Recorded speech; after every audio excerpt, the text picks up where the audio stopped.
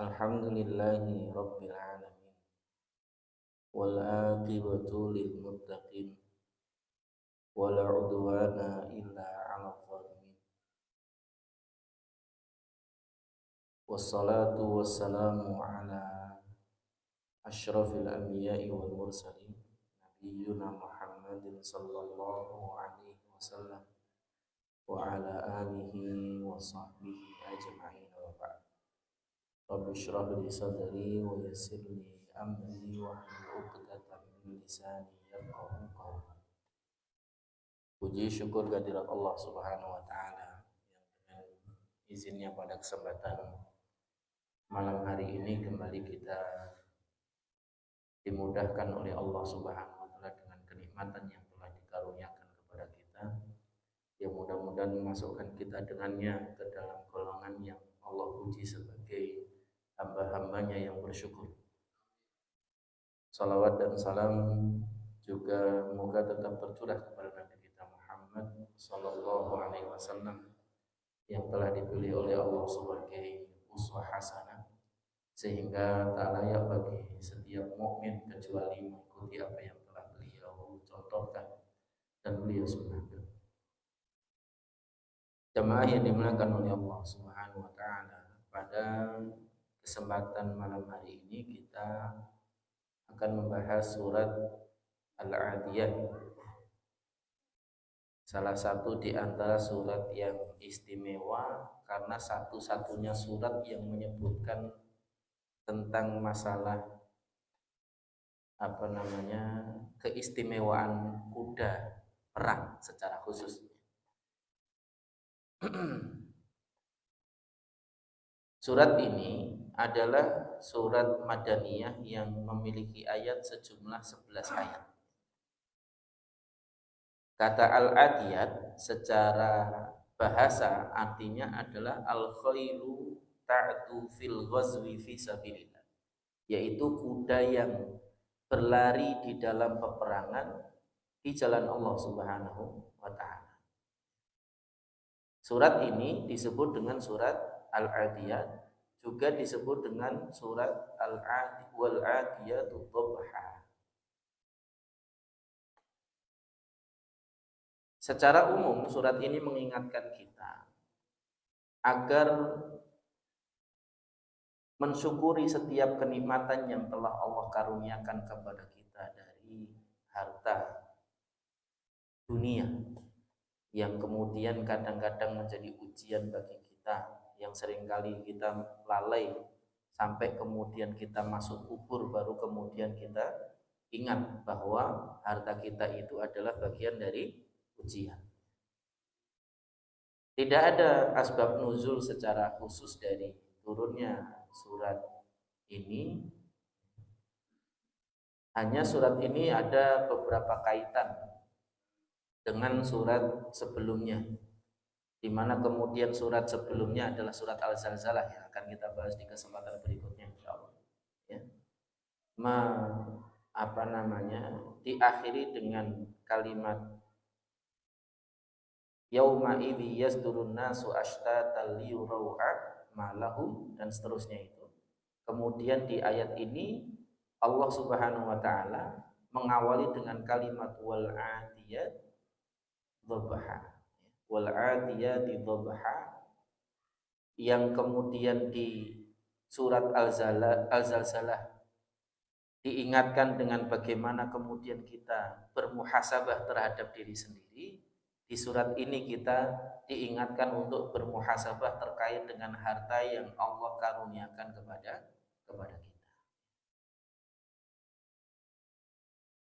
Allah mengawali surat ini dengan kalimat wal adiyati dhabha, yaitu demi kuda perang yang berlari kencang terengah-engah. Salah satu di antara keistimewaan kuda itu, Pak, apalagi kuda perang, meskipun dengan gemercik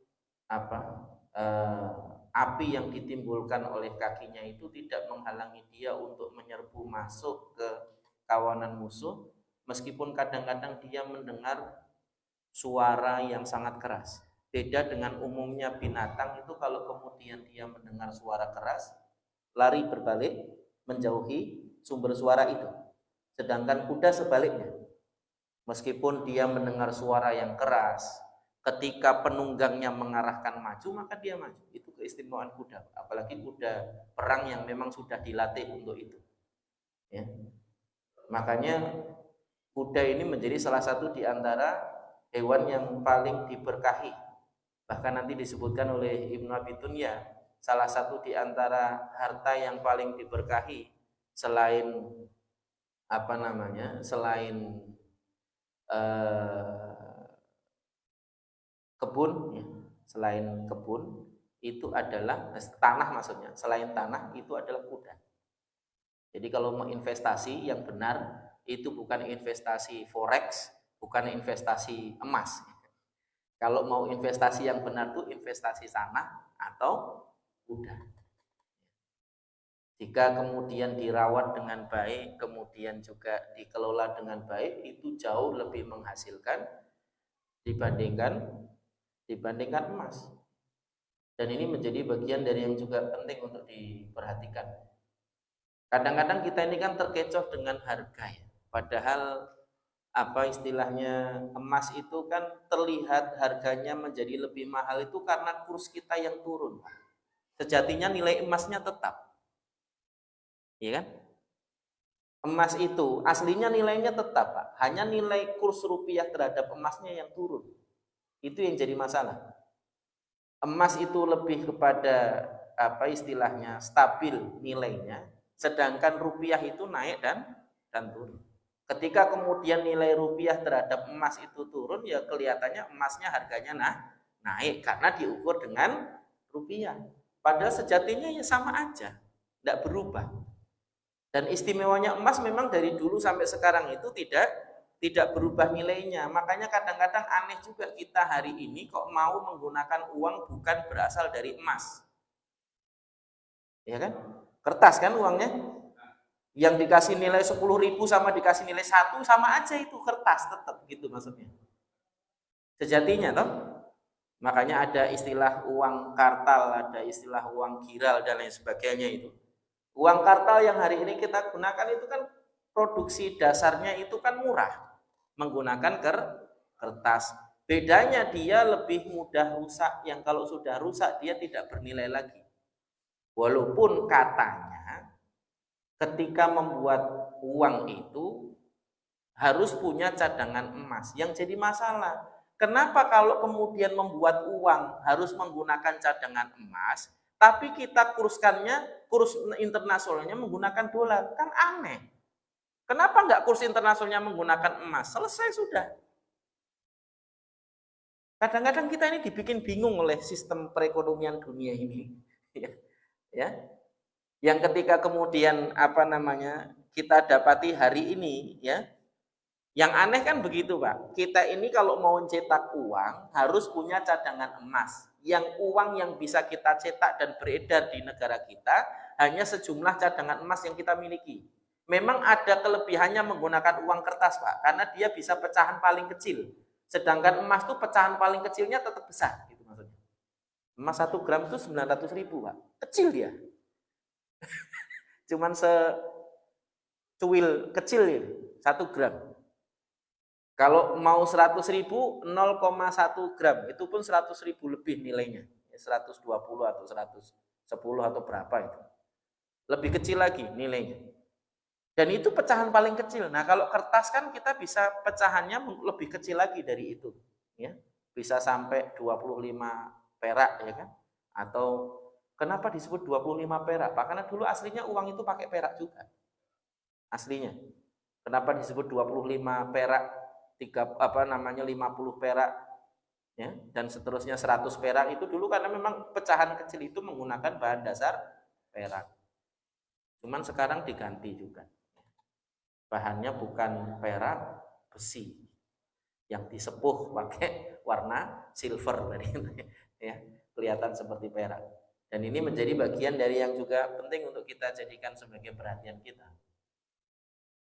Dan ini yang harusnya lebih kita hati-hati dengan proses sistem perekonomian yang seperti ini. Sebenarnya tidak aman kalau kita investasinya dalam bentuk uang itu sendiri, uang yang ditabung misalnya, atau emas yang kemudian kita beli misalnya.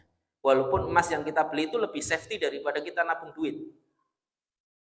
Uang yang emas yang kita beli itu lebih safety, maksudnya secara nilai untuk disimpan itu lebih safety daripada kita kemudian nyimpen duit, Pak. Kita nyimpen duit misalnya 100.000 dulu saat 1 rupiah itu masih ada, mungkin nilainya gede 100.000 itu.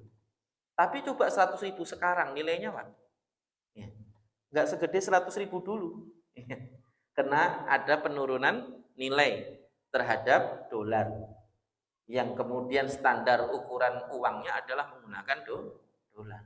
Yang kadang-kadang aneh saja memang kalau kita mau pikir-pikir itu. Kalau masing-masing menggunakan cadangan emas untuk mencetak uang, kenapa enggak kurs internasional itu emas gitu? Kenapa kurs internasionalnya menggunakan dolar? Wah, itu nanti pembahasan panjang di kalangan para ahli ekonomi. Silakan aja nanti pada berteori lah ya. Tapi intinya logika sederhana, logika awam kita saja. Kalau memang kemudian uang paling aman itu emas, ya sudah kita sepakat aja bikin uang emas dinar aja. Yang jadi masalah malah penggiat uang dinar kemarin masuk penjara. Hanya gara-gara menggunakan uang dinar untuk pasar yang dibikin sendiri oleh dia tadi. Ya, terlepas apapun tuduhannya, alam yang jelas kemarin intinya dia dimasukkan penjara hanya gara-gara menggunakan uang dinar. Ya.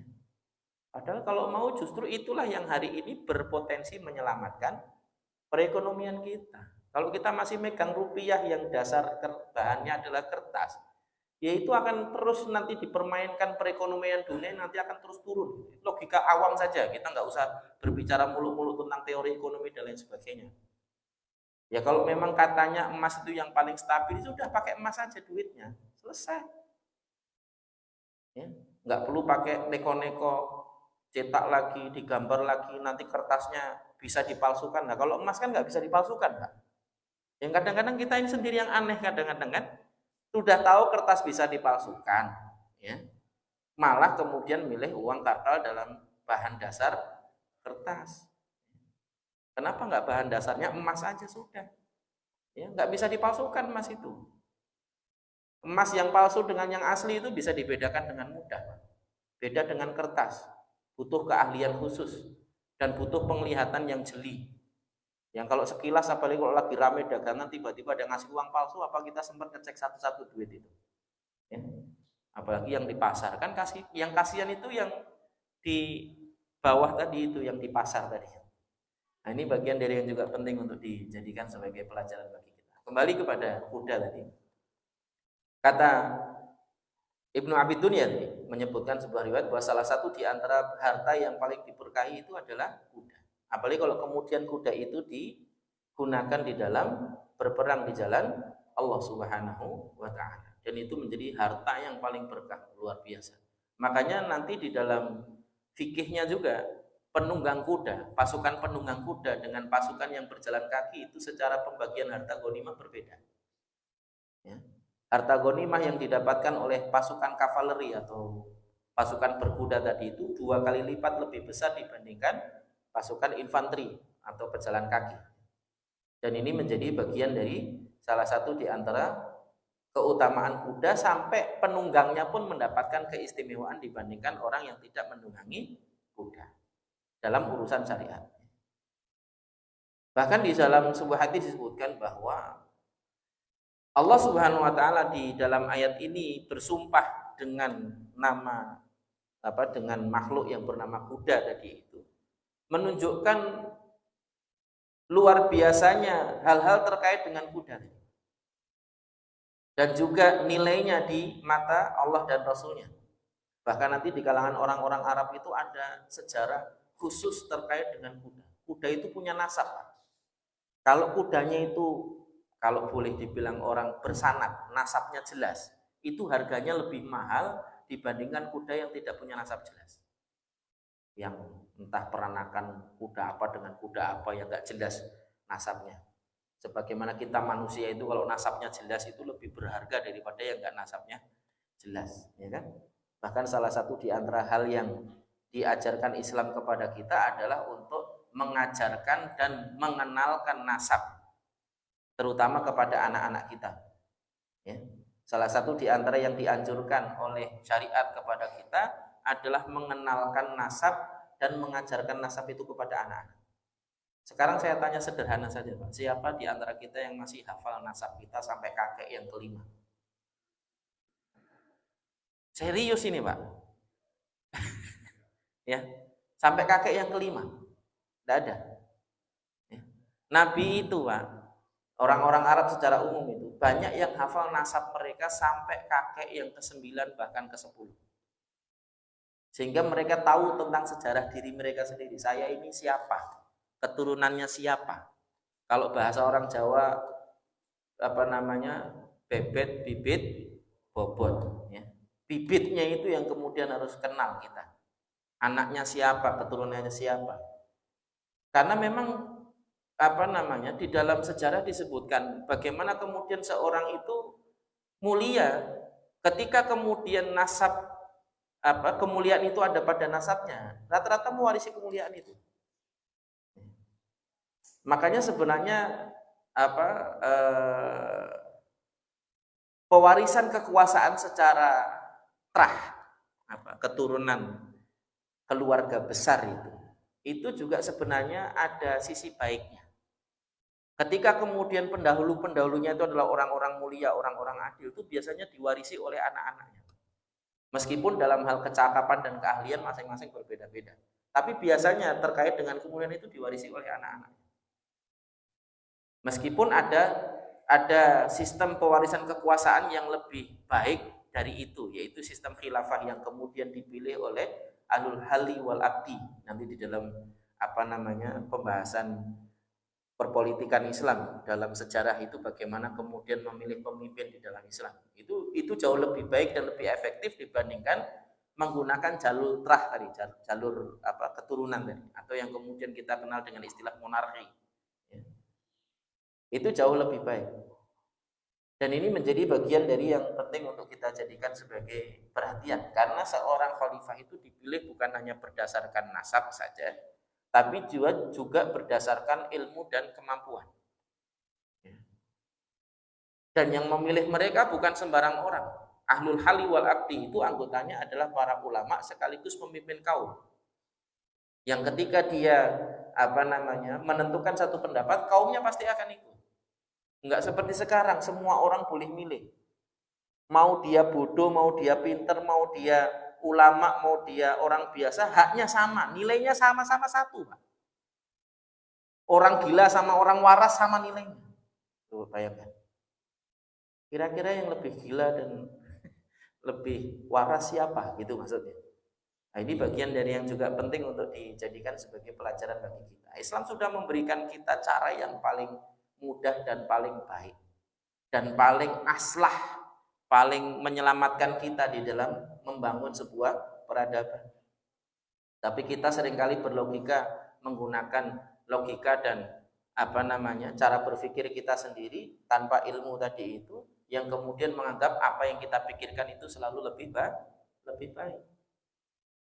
Padahal itu juga ujian dari Allah Subhanahu wa ta'ala. Kembali kepada kuda tadi, Allah memberikan keutamaan kepada kuda sampai Nabi sallallahu alaihi wasallam itu bersabda, al-khailu ma'qudun fi nawasihal khairu ila yaumil qiyamah. Khair dengan khair itu cuma beda satu kata. Satu huruf. Khair itu artinya kuda, ya. Sedangkan khair itu artinya baik.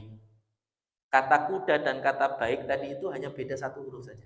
Bahkan Nabi di dalam sebuah hadis menyebutkan tadi al-khailu ma'qudun fi nawasihal khair, bahwa kuda itu dijamin di ubun-ubunnya diikat dengan kebaikan oleh Allah Subhanahu wa taala ila yaumil qiyamah. Sampai hari kiamat. Ya. Jadi bahkan kuda yang memiliki nasab tadi, sanadnya jelas tadi itu, dia punya kemampuan lebih dibandingkan kuda-kuda yang lain. Jadi kalau kuda umumnya itu lari jarak tertentu itu dia sudah ngos-ngosan.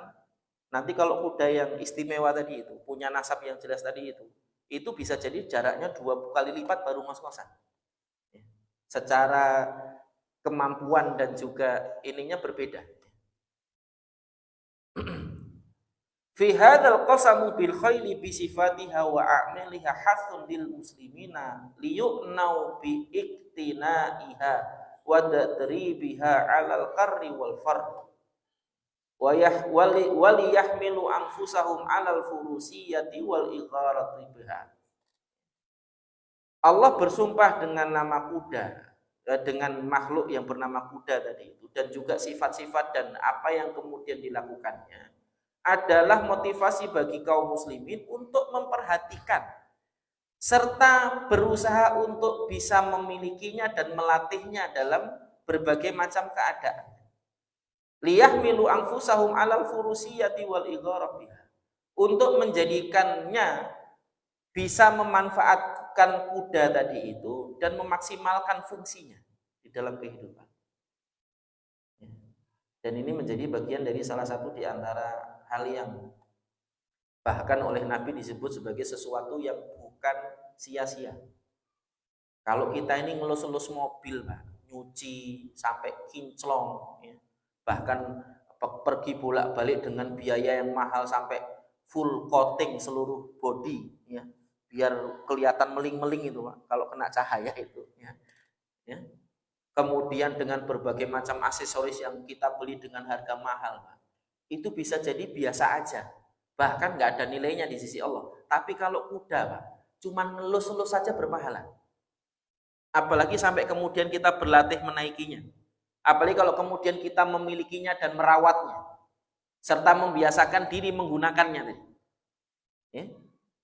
Dan kemudian kita niatkan di dalam membeli dan merawatnya serta menaikinya tadi itu untuk melaksanakan perintah Allah dan Rasulnya tadi. Bahkan Nabi SAW mengatakan laisallahu illa thalath. Tidak termasuk sesuatu yang sia-sia itu 3. Yang pertama adalah memelihara kuda dan melatihnya tadi itu. Yang kedua adalah terkait dengan anak panah, dan yang ketiga berenang. Ini nggak ada yang sia-sia.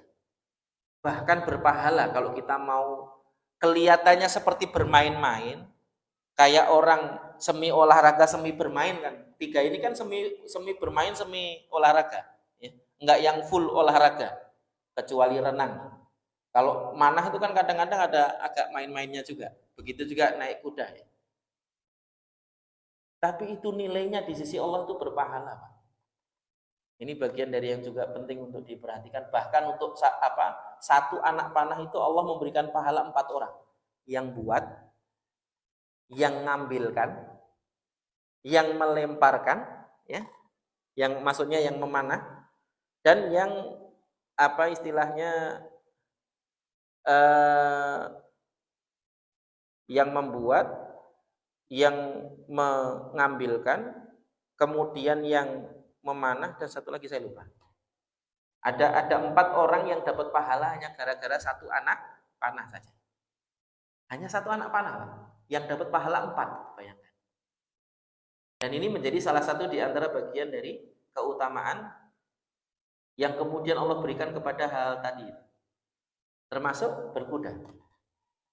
Disebutkan di sini juga dzirwatu sanamil islami al jihadu fisabilillah, bahwa puncaknya amalan Islam itu adalah jihad fisabilillah.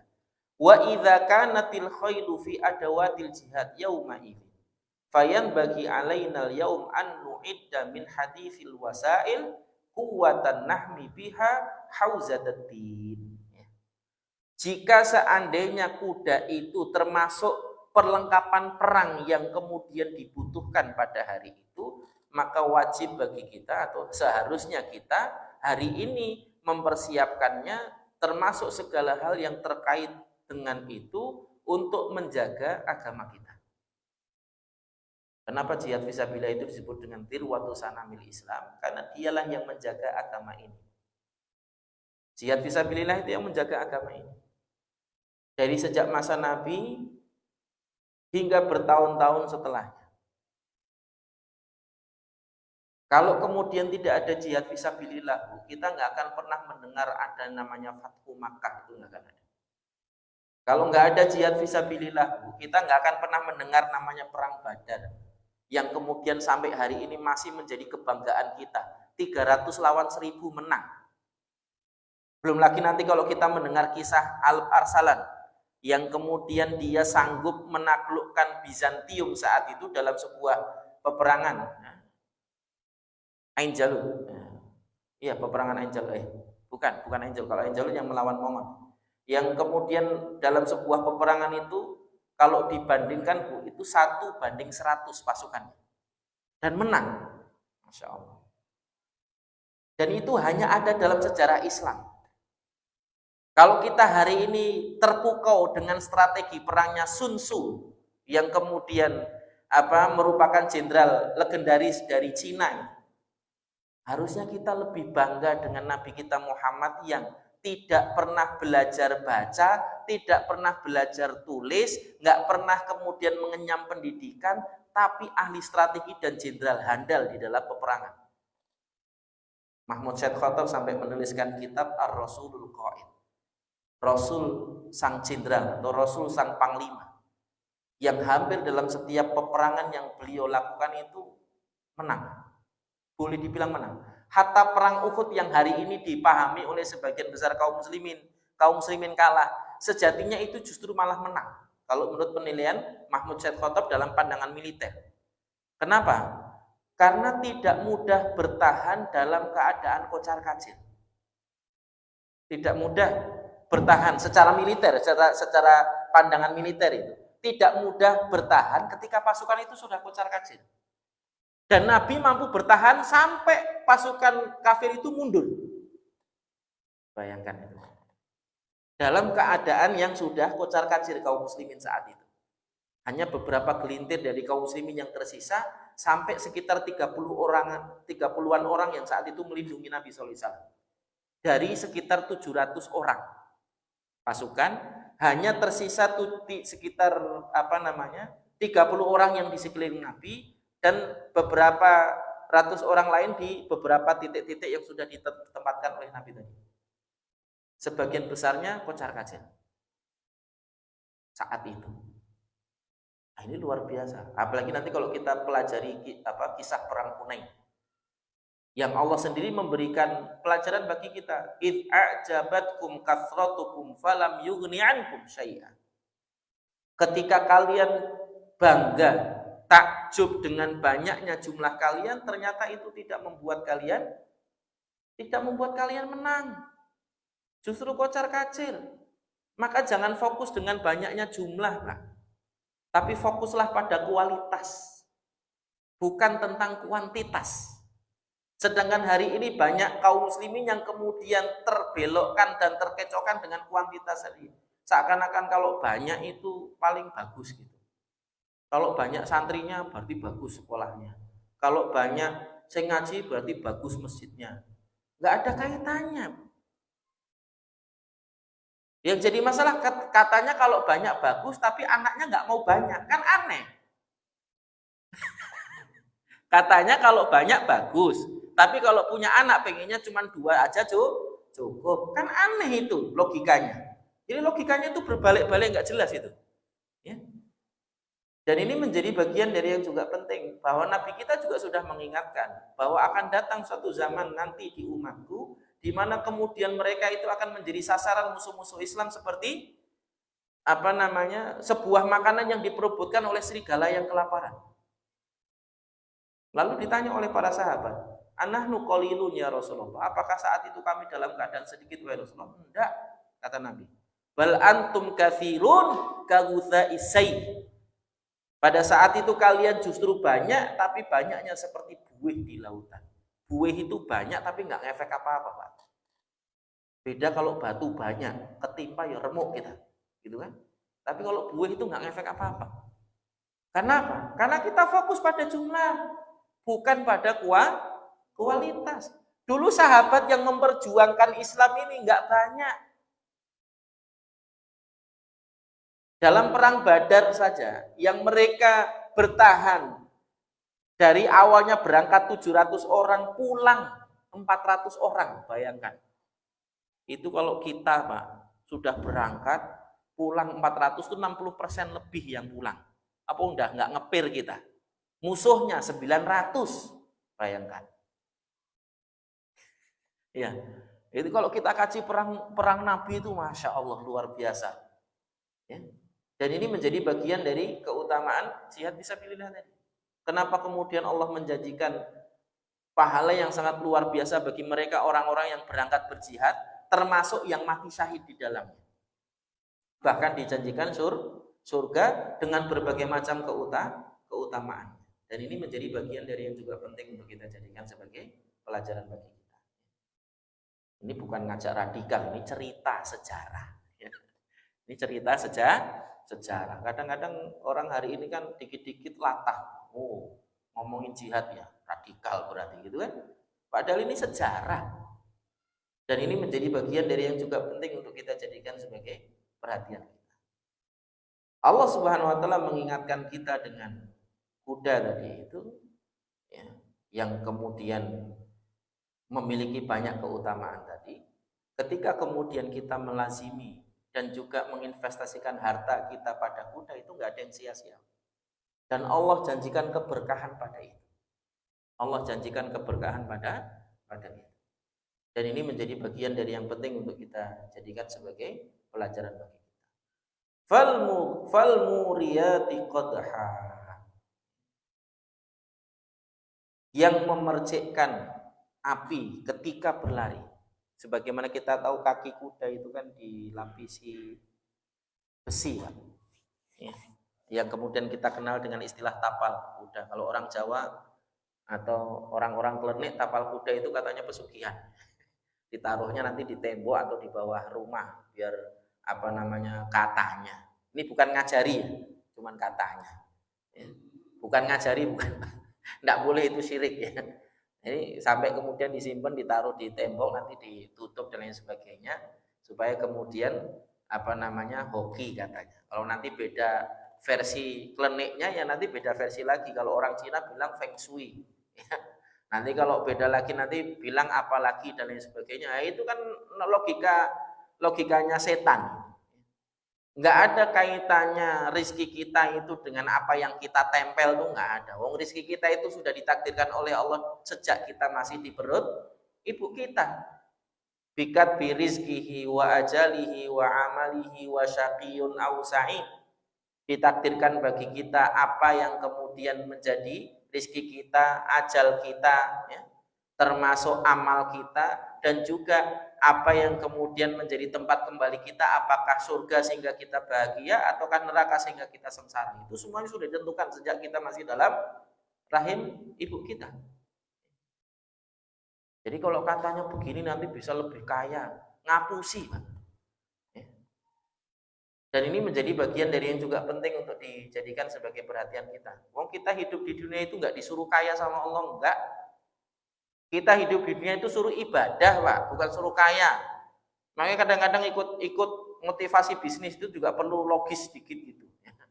Namanya motivator bisnis itu kan gimana dia bisa ngasih motivasi biar orang semangat untuk bisnis. Yang jadi masalah tidak semua orang bisnis itu pasti kaya.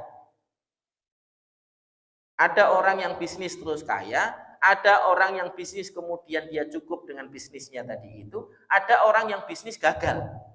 Itu fakta. Iya toh? Kan logikanya begitu.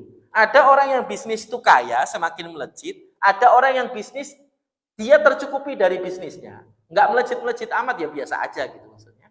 Ada juga orang yang bisnis terus gagal. Bangkrut, kata orang. Ya. Itu faktanya begitu. Dan selalu namanya memulai sesuatu itu nggak mudah. Dan ketika sudah mulai juga nggak semua nasibnya sama. Podo-podo dodol mie ayam Pak siji suge, siji biasa aja.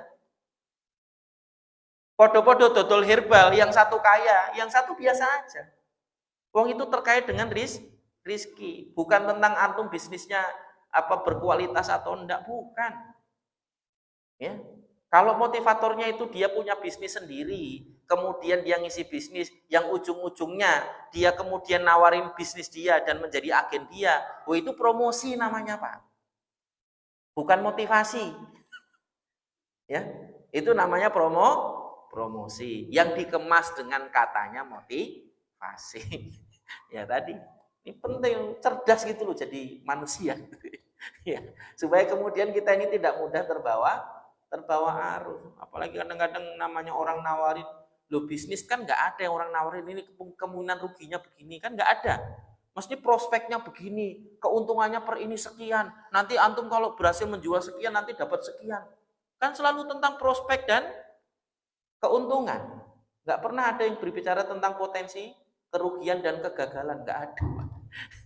Namanya orang bisnis itu nggak ada yang berbicara tentang itu. Kalau dia berbicara tentang itu baru motivasi jujur itu.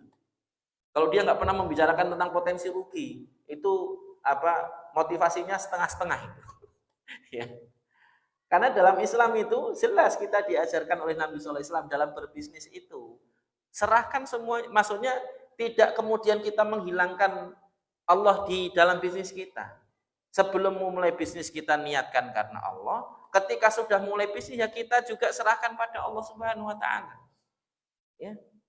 Karena kita seorang muslim, kita tidak pernah lepas dari Allah Subhanahu wa taala. Dan ini juga salah satu di antara faedah dari ayat ini. Bahwa kuda yang kemudian kita miliki, yang kemudian kita gerakkan, kita latih untuk kemudian kita gunakan di dalam seluruh aktivitas kita, termasuk berperang di jalan Allah pun, itu tidak lepas dari Allah Subhanahu wa taala dan pertolongan Allah Subhanahu wa taala. Fal mughirati subha, dan yang menyerang di waktu subuh. Kama kana Rasulullah sallallahu alaihi wasallam yuhiru sabahan wa yatasamma adzanan. Sebagaimana Nabi kalau ingin menyerang suatu kaum, Nabi itu selalu tidak akan menyerang kecuali sudah sampai waktu subuh. Ditunggu, kalau terdengar azan maka enggak jadi Nabi serang. Kalau tidak terdengar azan, pagi harinya akan Nabi kirim utusan untuk tunduk dengan membayar jizyah atau berperang. Dan ini menjadi bagian dari salah satu di antara keutamaan. Nah, ini termasuk strategi. Salah satu keutamaan orang-orang Islam itu, Pak, dari sejak subuh, bahkan sebelum subuh sudah bangun. Makanya untuk melakukan serangan subuh gampang. Yang jadi masalah kita ini serangan subuh mindsetnya lain. Ya, untuk pensuksesan calon itu yang jadi masalah serangan subuhnya ini, bukan untuk memuliakan agama Islam itu yang jadi masalah. Ya. Jadi sudah menyimpang itu serangan subuhnya. Ya, serangan subuhnya sudah menyimpang. Dan ini bagian dari yang juga penting untuk dijadikan sebagai perhatian kita. Fa'atharna bihi naq'a, dan yang memercikkan debu, membuat fawasatna bihi jam'a, yang kemudian menyerang ke tengah-tengah pasukan musuh. Sebagian ulama memaknai bahwa wal 'adiyati dhabha qala al-ibil. Sebagian ulama memaknai bahwa makna al-'adiyat itu bukan kuda, tapi unta.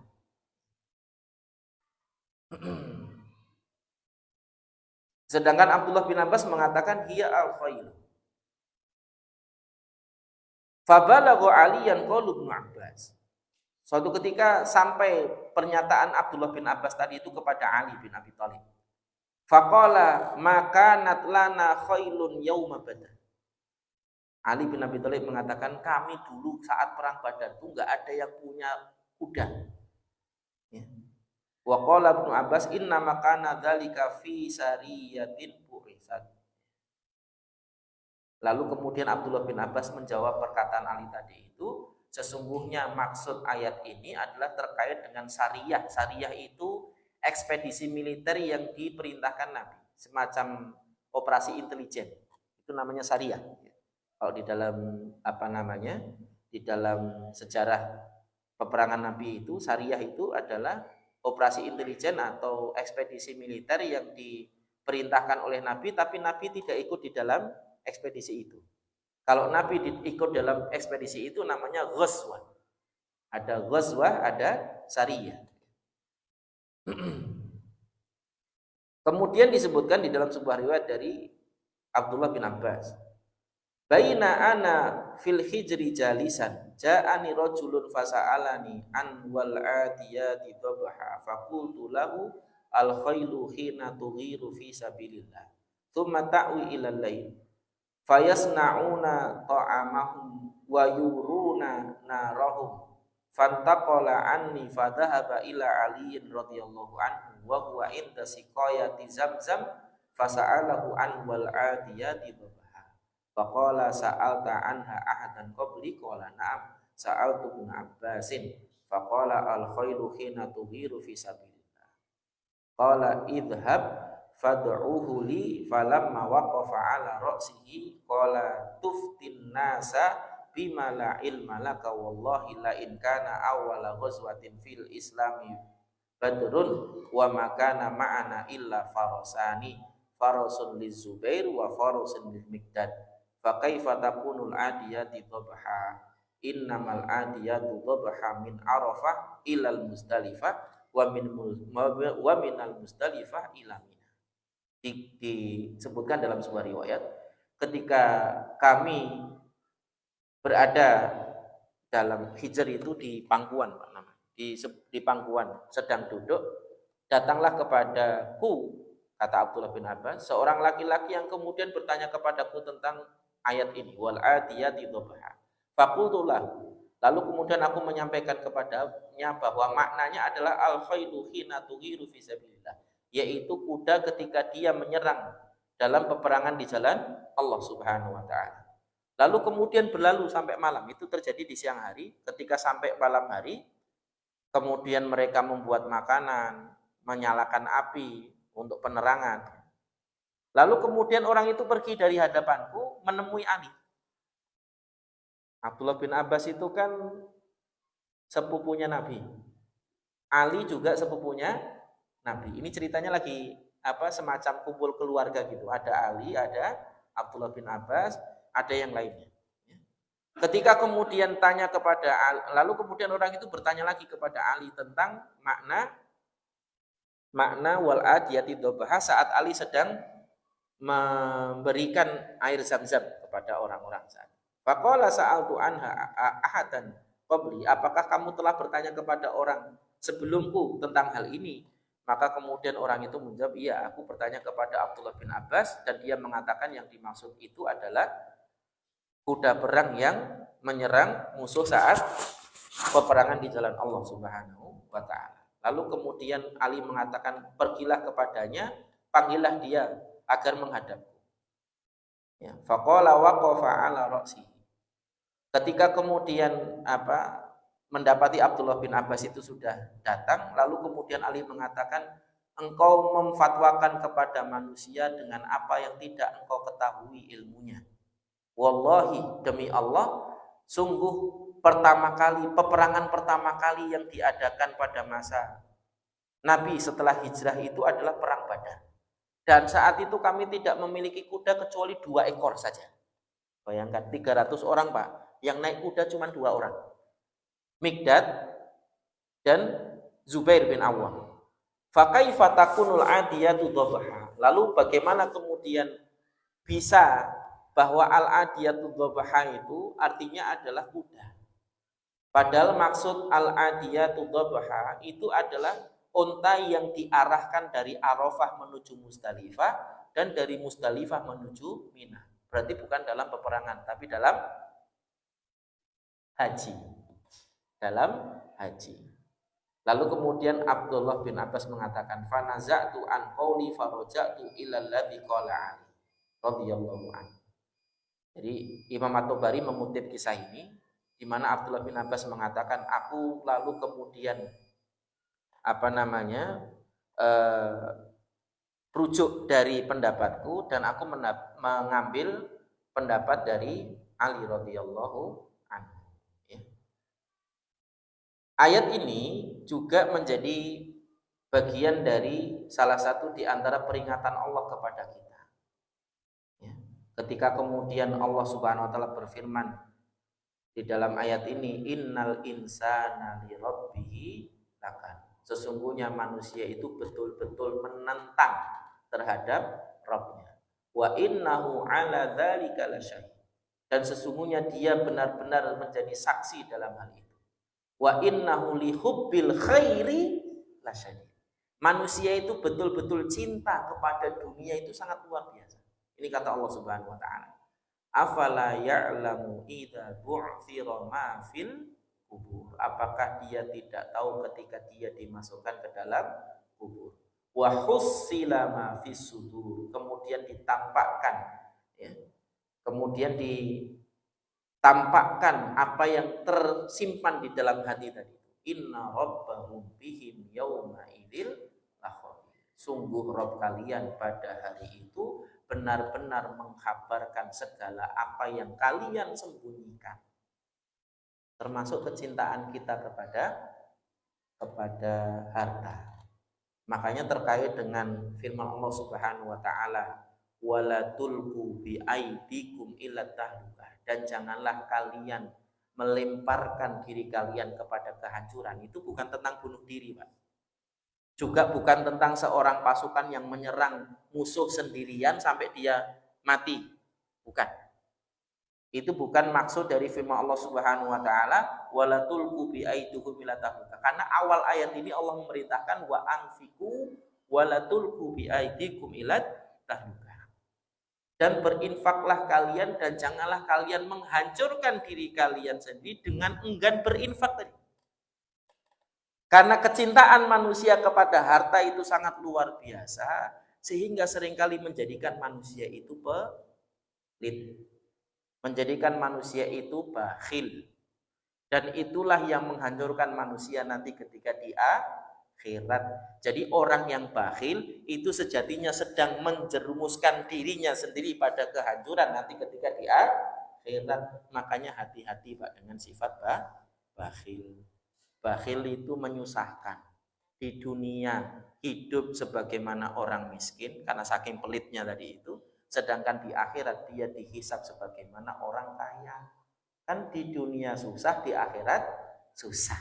Nah, ini bagi yang kemudian bakhil. Wallahu a'lam bishawab. Demikian barangkali yang sedikit ini mudah-mudahan bisa memotivasi kita untuk terus berhati-hati meletakkan kemana kecenderungan hati kita dan kemana kemudian kita harusnya beramal ya, supaya kemudian kita tidak terlena dengan harta dan juga dunia tadi itu. Mudah-mudahan Allah mengaruniakan kepada kita kemampuan untuk bisa melakukan ketaatan kepadanya sebagaimana yang kita doakan, Allahumma a'inna ala dzikrika wa syukrika wa husni ibadatika. Mohon maaf atas salah kata, salah ucap, salah tingkah. Wabillahi taufiq wal hidayah. Wassalamualaikum warahmatullahi wabarakatuh. Waalaikumsalam.